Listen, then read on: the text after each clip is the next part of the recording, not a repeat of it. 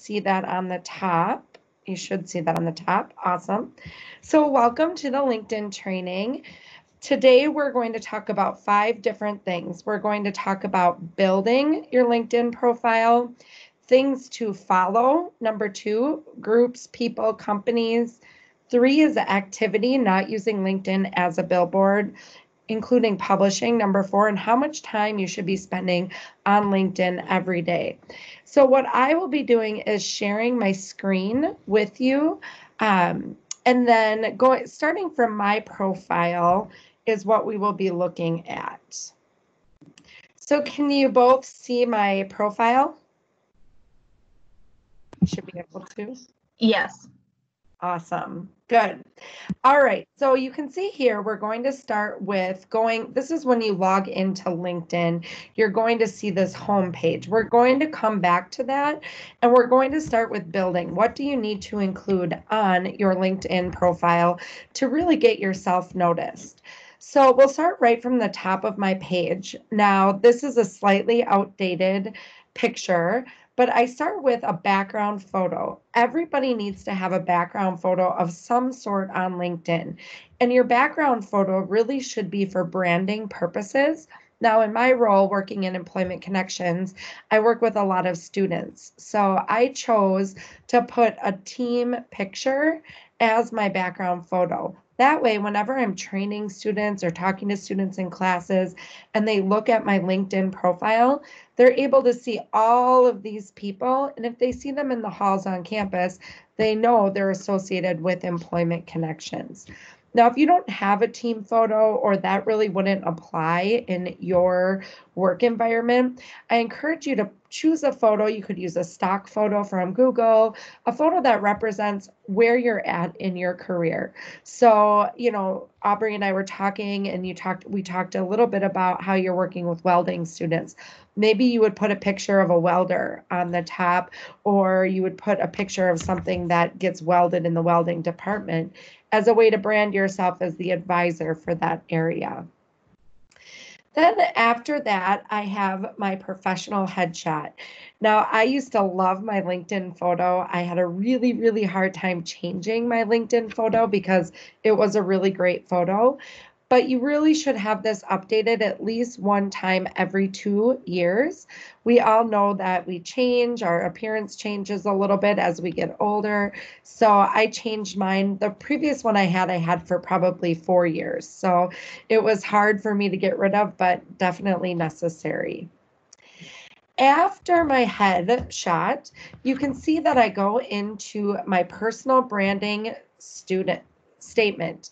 So with my personal branding statement, it doesn't say employment instructor at Fox Valley Technical College.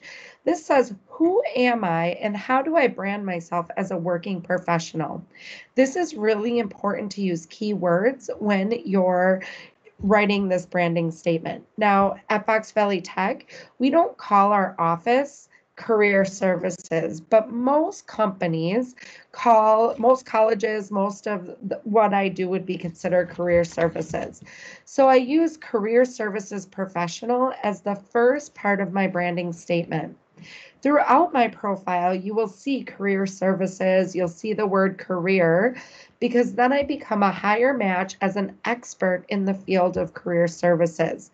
LinkedIn is all about the algorithm of using keyword optimization. So it's really important that you're using consistent language throughout your profile to showcase yourself as an expert.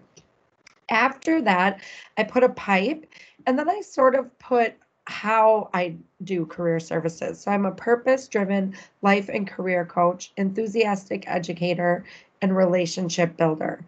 That's my branding statement. This is all found in my profile box, my introduction to employers. So whenever you hit those pencils, you're able to edit any of these things. Now, I'll show you a couple other examples of really good statements, but done a little bit differently. So Kim's is really great. She says, I encourage others to discover their purpose and inspire them to dream. she's showing people this is why I do what I do. So when you're writing this statement, you could use a sentence, you could use the pipes, you could use plain keywords, direct language. Either way works. All right. So after your branding statement, you can see a couple other things on my profile box.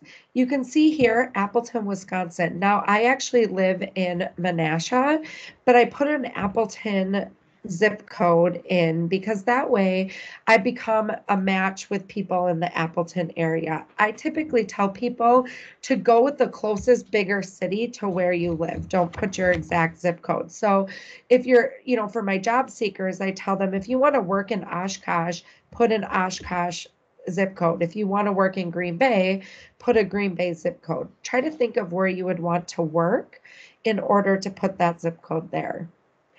Now, one thing that LinkedIn does is you can see here I have over 500 connections, and we're going to talk about connections in a moment, but LinkedIn algorithm says if you have over 500 connections, you're considered a highly networked individual. And what that means is you come up first as somebody who has a big network. So it's good to have over 500. However, I tell people don't randomly connect if you're not comfortable with that. I pretty much connect with everybody on LinkedIn. I tell students to connect with me on LinkedIn as a way to keep me in their professional network. I connect with employers, colleagues, former colleagues. This really is my main form of communication on social media. Another thing that I would really encourage you to do is have 2 email addresses here. I have my Fox Valley Tech email address listed on my LinkedIn as the way to contact me. I do that because I want students to send me emails to Fox Valley Tech, and that's the primary use that I use LinkedIn for. But if I were to leave Fox Valley Tech and I lose that email address, you want to make sure that you have a backup email address, and that way they can send you correspondence. I've worked with a lot of job seekers who use their company email and then they left the company and they couldn't get into their LinkedIn profiles. So always have 2 email addresses there. Another part is the public profile right here. So in that box, you can customize your public profile URL. And you do that right here. I put just my name. LinkedIn will automatically create a linkedin.com/in and a random profile name after that. You can change it to your name so people can quickly find you. I think this is really important for business cards. I think this is important for quick and easy access to your LinkedIn page. I let my public profile be on. Again, it's main part of my jobs, and I let all of these things show, including my articles. So again, we're editing all of these things right in the profile box. So I'm going back to my LinkedIn profile. One thing you can see as I was clicking, it said update LinkedIn Premium for free for 1 month. I do not encourage most people to have a LinkedIn Premium account. It's not worth the investment for the amount of use that the average person is going to use. I use LinkedIn pretty heavily for searches, connecting, writing, networking, and I still do not even pay for the premium account. So again, to edit that public profile, you're going to click the little pencil and you're going to click on your profile options. All right, so then after that is our About Me section. Now, this really is your introduction to whoever is reading your profile. What's really important with this introduction is that you're telling your story. You're writing this in first person. I've read some stories where people write in third person and it sounds a little funny, right? So it's really important that you want to write it in third person. You can see here, I start with, and with every story, I start with my past experience. So in the About Me section, you can see I start with my past. My previous experience in hiring and supervising helped me understand the importance of being in a career that you love. The second part of your story should be your passion. So we have our past, our passion, and throughout your story, you want to talk about why you do what you do and why you love what you do. I am driven to help others succeed in their job search and higher education goals. This is why I do what I do. You can see when I'm writing my About Me section, I'm talking with a lot of purpose. I talk about why I love what I do because that catches the person's attention that is reading my profile. So we have our past, our passion, now our present, right? So PPP. Our present, my current position as an employment instructor has provided me to use my public speaking and communication skills. Now, what's important is you're talking about your skills, your strengths throughout your summary. So you can see here, I say that I'm using my skills here. Again, my passion. I believe in the power that higher education can make. And then I talk about my strengths again down here. This is what I'm good at. Here is a little bit more about me. When I talk about my strengths, I really use StrengthsFinder because that's a common thing in my field. So most career services, their students and the employees take a StrengthsFinder assessment, and they use that as a basis of communicating what you're good at in the workplace. So anybody who's familiar with strengths will know what these 5 StrengthsFinder themes are. But I often tell students, because they don't want to oftentimes invest in the strengths $15 book and then the assessment, I tell them they could use specialties. Really, what are your key specialties? What are you the best at? And why does that matter in your career field? Again, remember that I'm using my keywords. You can see here, career skills, career coaching, public speaking, classroom management. I'm using these same terms throughout my profile so I become a higher match to anybody who is viewing my profile. All right, so after your About Me section, you're going to go into, we're going to come back to this activity section in a little bit. We're going to talk now, because we're still in the building phase, about your experience. So you can see here, you start with your current job, and that automatically populates up here. So it shows that my current job is Fox Valley Technical College. That comes from right down here. I simply copy and paste bullet points from my resume right on to my LinkedIn page. You're already doing the work of keeping your resume up to date. It's really easy just to copy and paste that information. Now, one thing that you could do, which I haven't done at this point, is if you have samples of work that you've created, if you maybe have a website or a link or something that you really are proud of, you could upload some samples of your work here. I really encourage, if you've created something that there's no privacy issues, put some of your work out there. Most of the work that I'm creating is on our website, it's on LinkedIn. So that's primarily how I use my LinkedIn, is to show what we've done. And then you can see my different positions throughout the college, right? So I was an adjunct for a while from November 2011 until I got hired. So all the different positions that I've held, they automatically come up with one date range for the company, but I did break it apart by position that I've held.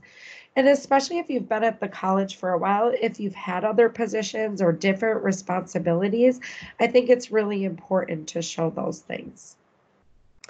And then you can see on my LinkedIn page, I include things that I necessarily would not include on my resume. So, for example, I worked at Delta for 8 months while I was working at the college, and I worked there part-time, but it wasn't a job that I would really be super proud of to put on my resume. It was a short amount of time. It was only part-time, so I don't include that on my resume, but I do put it on LinkedIn. So I have an expanded network of people I can connect with on LinkedIn.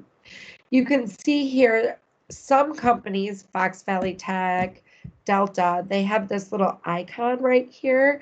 Those are companies that have a LinkedIn page. And then when you put your work that you work for that company, it connects you with their LinkedIn page as an employee of the organization.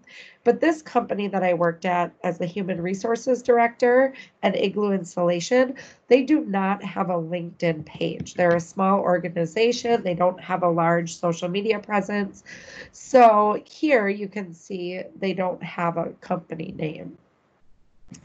And then I also go back a little bit further on my work history than I do on my resumes. So typically with resumes, we often tell students go back about 10 years. You can see here, I'm going back to 2001 to one of my first professional jobs. And I did that as a way to be able to connect with more people and show a diverse experience that I've had. Then I go into my education section. Now, I did put my dates for my master's degree here, so 2011 to 2014, and the emphasis area, but I did not put my dates for my bachelor's degree. Now, the reason why I didn't put my dates for my bachelor's degree is because I started college in 2001 and I didn't end up graduating until 2010 because I took some time off in there. So because of that time off, it would make it look like I was in college for a really long time, which at that time it felt like a long time. And I just didn't want to have such a long date range. But obviously, I did complete that degree. LinkedIn only allows you to have a date range. They don't allow you just to put the completion date. And you can also add in things like your GPA, if you were in any activities, societies, and if you have any samples. I unfortunately did not keep any samples of my work. I did not keep any samples of anything I created in college. Now, one thing you can see here as I did a change, if I turn this on, every time I'm editing something on my LinkedIn page, everybody in my network gets notified. I turn that off. That way, nobody can see when I change anything on my LinkedIn page because I don't think it's important for your network to see every single update. All right, so after that, that's the basics of building. I'm going to talk a little bit about my volunteer experience. Now, I have some other volunteer experiences that are more personal. So, for example, I volunteer with my church. Any type of personal or political, religious type of opportunities, I would not encourage you to put on LinkedIn. LinkedIn should be only about your professional life. It should not be about your personal life, should not be about political, religious, any type of affiliations that way. But I was chair of my kids' school board.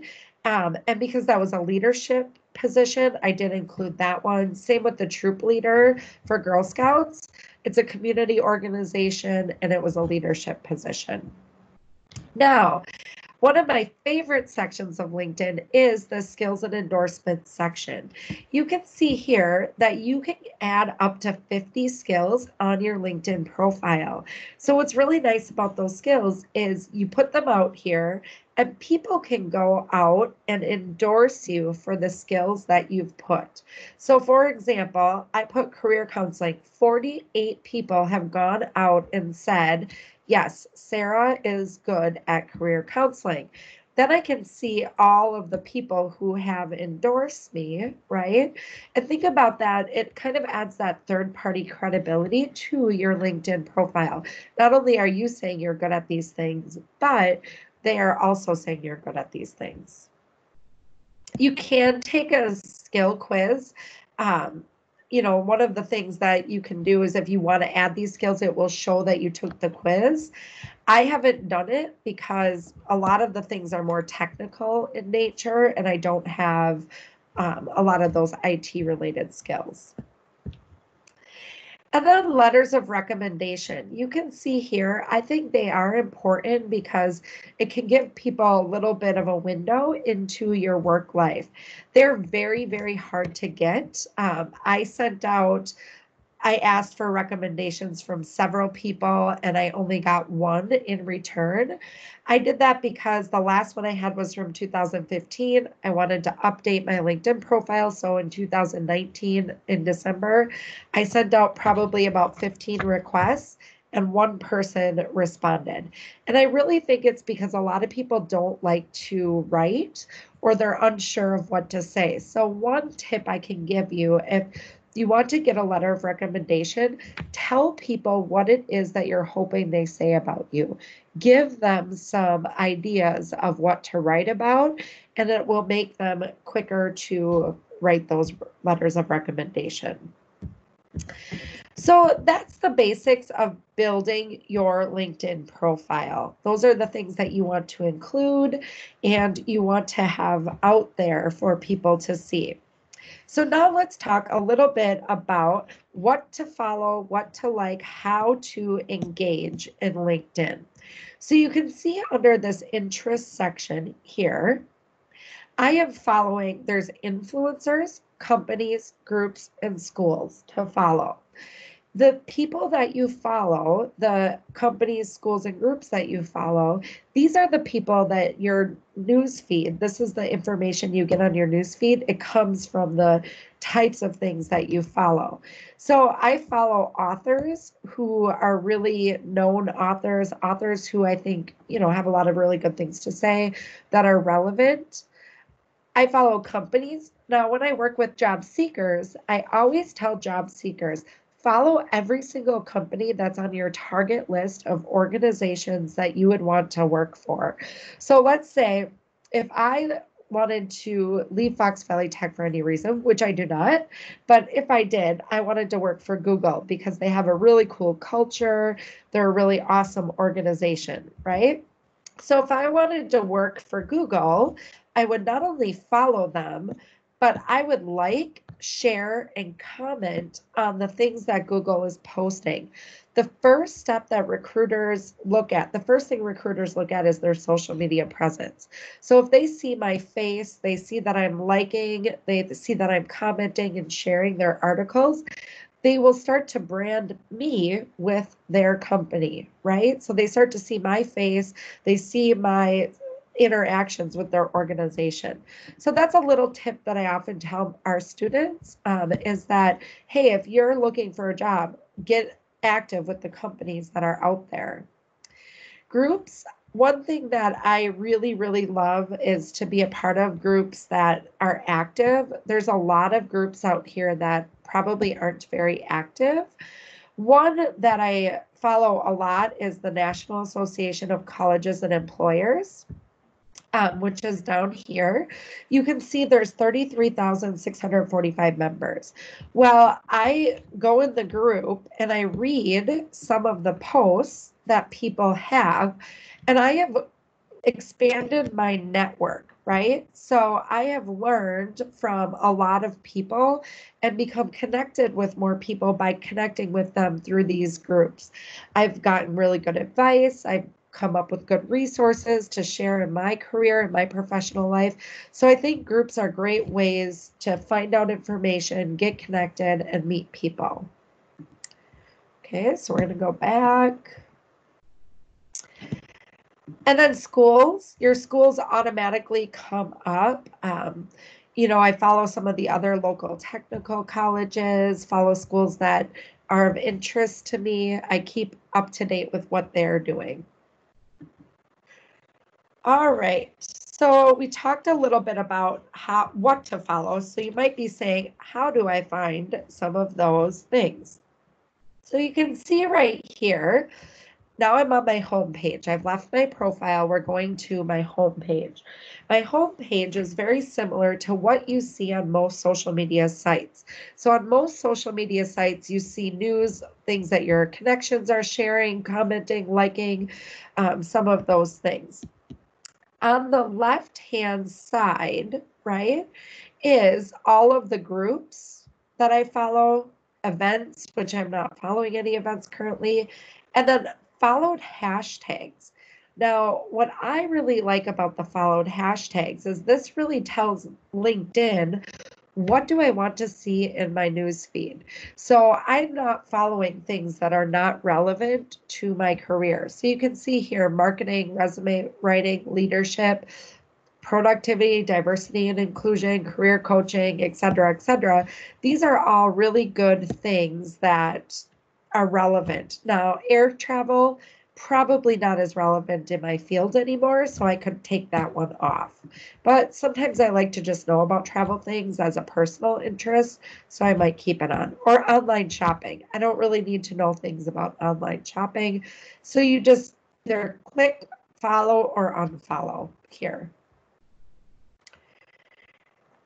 All right, so if we go to discover more, you can see here, I can find more and more. There's just lists and lists of these hashtags that you can follow. Now, when people are writing on LinkedIn, so anytime that I write, which I'm going to go into publishing and commenting, liking, sharing next, I always try to use a hashtag because then it gets sent to people who are following those hashtags. So we'll go back here. And now let's talk a little bit about activities. I'm going to go back to my profile. And there's this profile box right here, right? So if I see all, people can see what I am doing on LinkedIn. This is all of the activity that I have liked, commented, shared, articles that I've shared, or here's some articles that I wrote. And this is really important. It kind of goes into publishing. I think it's really important to write about things that are important to you, that are relevant to you in your field. So you can see here, I wrote about the importance of tailored resumes. I wrote an article about if it's too good to be true, it probably is. In my role, we were experiencing a lot of students getting jobs that they were scammed out of money. So I wanted to make sure that they knew how to decipher what's a legitimate work from home job versus a job that probably wasn't legitimate. Job search tips during quarantine. And then I also make posts. So I do both articles and posts. Sometimes I do my job search tips just right here on my regular posts, similar to what you would be doing. You can see here, I try to post. I was posting every week, but admittedly, when I'm off work, I tend to not focus as much on LinkedIn as I should. I think it's really, really important for everybody to spend about 15 to 20 minutes per day on LinkedIn. So, you know, I think about how I will check Facebook, I will check Instagram, and those type of TikTok, those type of social media platforms don't have as big of a return as LinkedIn does. So the more that you're on LinkedIn, the more you connect, the more you use it, the more you're going to get out of it. So when I'm working, I typically log in every morning for the first 15 minutes of the day, and I read through my news feed. What's really important is you want to be careful with staying away from liking, commenting, and sharing on things that could be controversial. I try to really keep LinkedIn as liking, commenting, and sharing things that are professional in nature. So I liked this. I love this author. I connected with him. I started following him. And then him and I became connected on LinkedIn to talk about best practices as it pertains to emotional intelligence in the workplace. And I simply found him on LinkedIn. And this is a really great way to start connecting with people that maybe I would have no personal connection with him other than liking his work and interacting with him on his work. So again, some of those groups that I talked about are a good way to meet people. Now let's talk about how to connect with people on LinkedIn. So I think I'm connected with both of you on here. If Lori, you're on here, I don't know. No. I think Aubrey and I are already connected. Yes, we are. So if I wanted to search for people to connect with, people that I haven't met, you can search by people's names, or you can search by finding people at Fox Valley Technical College, right? So these are people who work at the college that you might want to connect with. So for example, some of these people I already sent invites to, and I don't think people check it as often as they should. Let's see here, maybe Amy. So you always want to send a personal note whenever you're inviting somebody to connect, even if it's kind of a given of how they would know you. So I might say, hi, Amy, we work together at FVTC. I would love to connect with you on LinkedIn, right? And then I would send the invitation. I always tell people, let them know how they know you. Where do they know you from? What have you worked on? Why should I accept your connection request? It's considered professional etiquette. Now, I know some people who will not even connect with people unless they send a personal note. So it's really important, those professional notes. And then you can see here a lot of these people I could connect with, they're instructors, they're people that I work with. But let's say I wanted to find people who were not at the college, right?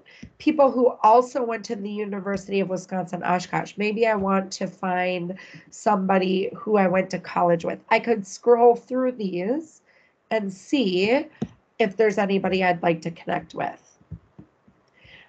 You can also check by adding different schools. You can check by jobs. You can connect with people at different companies. There's all kinds of different ways to find people to connect with. I think the best rule of thumb as it pertains to connections is really make sure that you're engaging with your network, making sure that you're connecting with authors, writers, companies, people that you want to have professional conversations with. So that is the basics of commenting, liking, sharing, and connecting. We talked about building, and then let's talk a little bit about the time, right? Again, let's expand on that 15 minutes per day. And what does that 15 minutes per day look like? So you can see here, 15 minutes could be reading. You can see what LinkedIn does. They tell you how much time it's going to take you to read an article on LinkedIn. So you can see here, this is a 2-minute read. It would take me 2 minutes to read that. So if I'm interested and I'm trying to manage my time effectively, I want to make sure that I have time to really put into a thoughtful read on here. You could also spend some time on LinkedIn Learning. I'm not going to go into a lot of details behind LinkedIn Learning, but I know there's other sessions where Stephanie's talking about LinkedIn Learning, but there's some short videos here.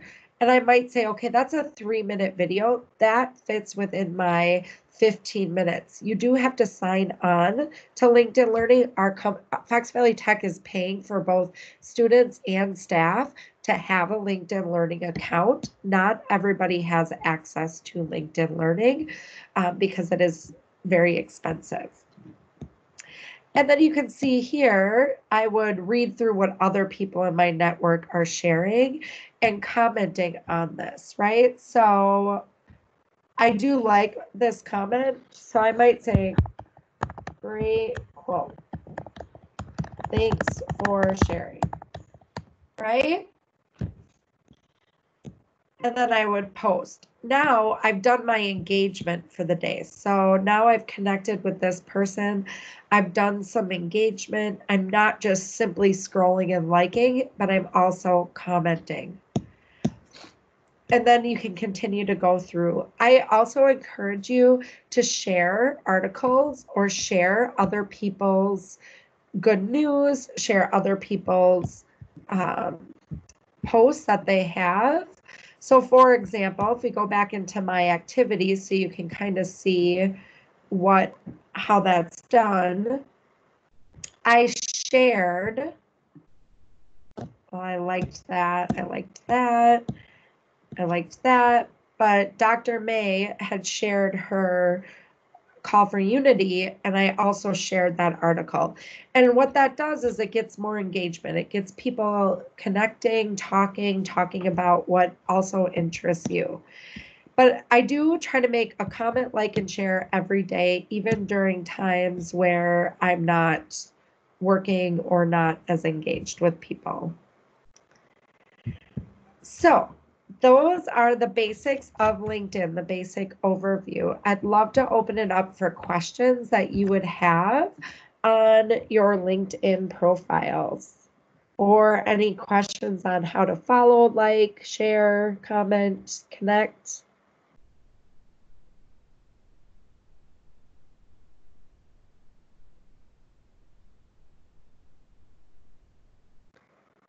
Any questions? All right. Well, thank you for joining me today. We are always available if you want to set up a one-on-one appointment with me. I'm happy to walk through your whole LinkedIn profile, give you feedback, tips for using it. I'm happy to do that at any time. Thank you, Sarah. This was very helpful and informative. Oh, thank you. Did you have any questions, either of you? I don't have any questions. I'm just gonna have to start working through it, and then maybe I'll have questions then. Yeah. And feel free to connect with me, Lori. I know I'm connected with Aubrey, but I would love to connect with you too once you get it going. I'm happy to provide feedback. I will. Feedback would be wonderful. Yeah. Awesome. Well, thank you both for joining me today. Thank you. Thank you. Have a good rest of your day. You as well. Thanks. Thank you. Bye-bye. Bye.